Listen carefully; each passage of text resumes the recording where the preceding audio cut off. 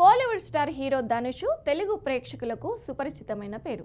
ఆయన నటన కానీ సినిమా సెలెక్షన్ కానీ వైవిధ్యమైన నటన ఎప్పుడు ఆసక్తి రేపుతూనే ఉంటాయి. తెలుగులో సార్ సినిమాతో ఎంట్రీ ఇచ్చిన ధనుష్ ఆ సినిమాతోనే మంచి ఫ్యాన్ బేస్ సంపాదించుకున్నాడు. ఏడాది కుబేరా సినిమాతో మళ్ళీ తెలుగు మార్కెట్లో తన దమ్ము చూపించాడు. పాన్ ఇండియా రేంజ్లో విడుదలైన ఈ చిత్రం మంచి కలెక్షన్స్ సాధించింది. ఇక తాజాగా ఆయన స్వీయ దర్శకత్వంలో తెరకెక్కించిన తమిళ చిత్రం ఇడ్లీ కడై అక్టోబర్ 1న విడుదలై పాజిటివ్ టాక్ను దక్కించుకుంది. ఈ సినిమా కమర్షియల్గా అంతగా ఆకట్టుకోలేకపోయినా ధనుష్ టాలెంట్కి ప్రశంసలు దక్కుతున్నాయి. తాజాగా ధనుష్ గురించి ఓ రూమర్ హల్చల్ చేస్తుంది. తెలుగులో వచ్చిన క్రేజ్ని ఆసరాగా చేసుకొని ధనుష్ టాలీవుడ్ నిర్మాతల్ని దోచుకుంటున్నారనే చర్చ కూడా నడుస్తుంది. వివరాల్లోకి వెళ్తే ఒక ప్రముఖ తెలుగు నిర్మాత ఒక తెలుగు దర్శకుడు కలిసి ధనుష్కి కథ వినిపించడానికి ఇటీవల చెన్నైకి వెళ్లారట.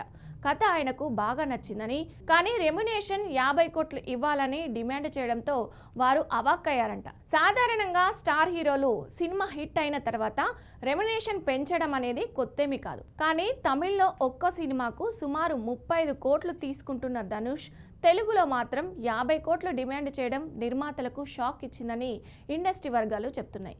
కోలీవుడ్కి టాలీవుడ్కి రెమ్యునేషన్ విషయంలో అంత తేడా చూపిస్తుండడంపై విమర్శలు వినిపిస్తున్నాయి.